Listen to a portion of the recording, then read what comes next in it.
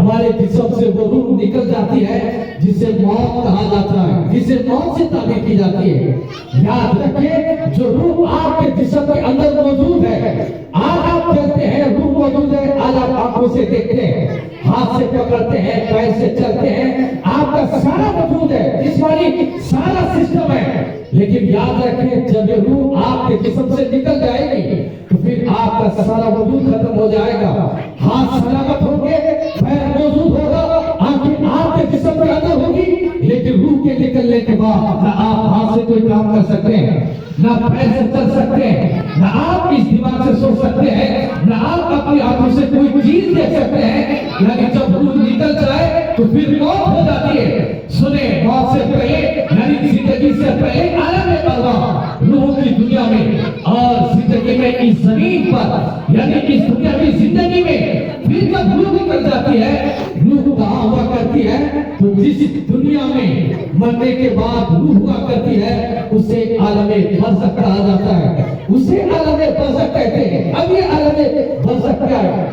یاد رکھیں جب ہم مر جاتے ہیں ہماری روح ہمارے جسم سے نکل جاتی ہے تو روح عالم برزخ میں رہتی ہے۔ عالم برزخ میں جس کا عمل اچھا ہوگا، جس کا عمل بہتر ہوگا، جو نماز کا پابند ہوگا، جو شریعت کا پابند ہوگا، جو دیندار ہوگا وہ اعلیٰ علین میں ہوگا۔ جو آدمی بدکار ہوگا یا کافروں کی روحیں وہ بدکاروں کی روحیں سجین میں ہوا کرتی ہے، یعنی عالم برزخ میں۔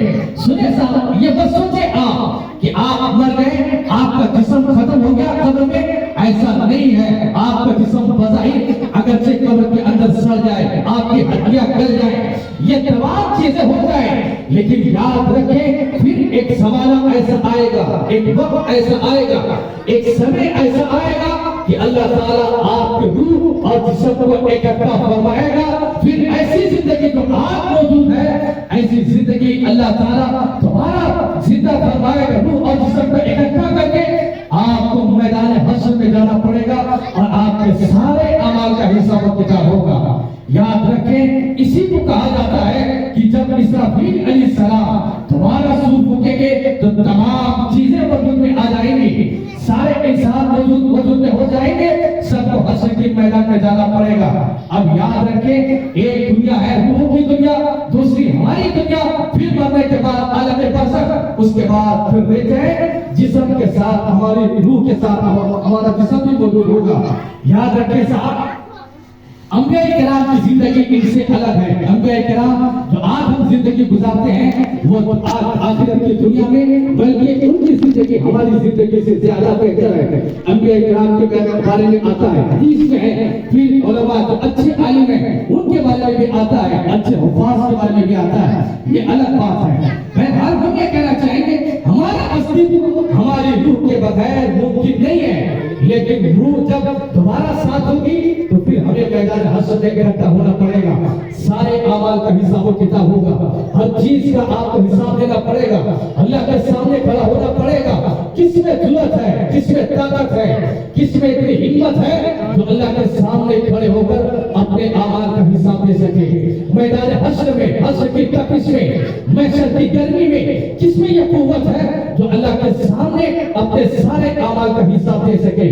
نہیں صاحب، وہ طاقت نہیں ہے۔ ہمارے جسم میں آج تھوڑی سی تکلیف پہنچ جائے، کوئی اذیت مل جائے یا پھر ہمارا جسم کسی حادثے کا شکار ہو جائے تو ہمارے عزیز و قریب آتے ہیں، فیملی کے لوگ آپ کے ساتھ رہتے ہیں، رشتے دار آپ کے ساتھ ہوتے ہیں، عزیز و قریب آپ کے ساتھ ہوتے ہیں، آپ کے علاج کے لیے، آپ کے بہتری کے لیے وہ بہادر گڑھ، وہ کشن گڑھ، وہ سلی کوئی پٹنہ جہاں تک ہو سکے وہ اچھے ہاسپٹل تک لے کے جاتے ہیں تاکہ آپ کی حفاظت ہو جائے۔ پھر آپ جب اس دنیا کو چھوڑ کے چلے جاتے ہیں، وہ عزیز و اقارب جو آپ کے لیے سب کرتے تھے، جو آپ کے لیے محنت کرتے، جو آپ کو دیکھنے کے لیے پتہ نہیں کہاں پہنچ جاتے، جو آپ کے علاج کے لیے کہاں نہیں چلے جاتے، ساتھ جب آپ مر جاتے ہیں، وہ عزیز و اقارب، وہ رشتے دار، وہ آپ کے ساتھ صرف قبر کی قبرستان تک ہے، یعنی آپ کی جنازہ پڑھ کر، آپ کو مٹی دے کر، آپ کو دفن کر کے وہ ریٹرن واپس آ جاتے ہیں۔ یہ علاج کی، یہ خدائی یاد رکھیں کہ جب آپ को कब्रिस्तान में दफन किया जाता है, फिर वो अजीज और तारीफ आपके साथ कब्र की दुनिया में नहीं है, वो कब्रिस्तान के कब्र के अंदर नहीं है साहब, आपको तले तनहा उस जगह रहना है। याद रखें, दुनिया हमने बेहतर बना लिया, घर हमने अच्छा बनाया, मकान हमने अच्छा बनाया, हमारे घर अच्छे हो गए, मकान अच्छे हो गए, हमने अच्छी अच्छी बिल्डिंगें बना ली, हमने अच्छा घर बना लिया, हमने प्रॉपर्टीज बना लिया, सब बना लिया।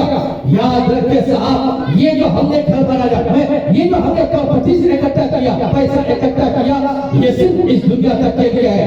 यानी जब तक आपकी जिंदगी है, प्रॉपर्टी आपके साथ है, जमीन आपके साथ है, मकान आपके साथ है, ये सारी चीजें आपके साथ है, ये आपकी जिंदगी तक है। लेकिन जब आपकी जिंदगी खत्म हो जाए, मुझे बताइए कौन आदमी है जो एक कट्टा जमीन अपने साथ कब्र में लेके गया है? मुझे बताइए कौन आदमी है जो 1 लाख रुपए वो आपके साथ 1 लाख रुपए अपने साथ वो कब्र की दुनिया में लेके गया हो? मुझे बताइए वो कौन आदमी है जो दुनिया के जमीन जायदाद आप अपने साथ कब्र की दुनिया में लेके गए हो? याद रखें, ये मानव दौलत के तमाम चीजें दुनियावी जिंदगी के लिए है। आपने घर अच्छा बना लिया, बेहतर बना लिया, प्रॉपर्टी इकट्ठा कर लिया, आपने हर काम कर लिया, लेकिन याद रखें, दुनिया के घर को बेहतर बनाने से पहले आखिरत के घर को बेहतर बना ले। आपके लिए अच्छा हो जाएगा, आपके लिए भला हो जाएगा। लेकिन अगर आपने आखिरत को तवज्जो नहीं दिया, आखिरत के बारे में फिक्र नहीं किया, आखिरत के बारे में नहीं सोचा, तो फिर आपके लिए तबाही है, आपके लिए बर्बादी है। कोई भी ताकत दुनिया की ताकत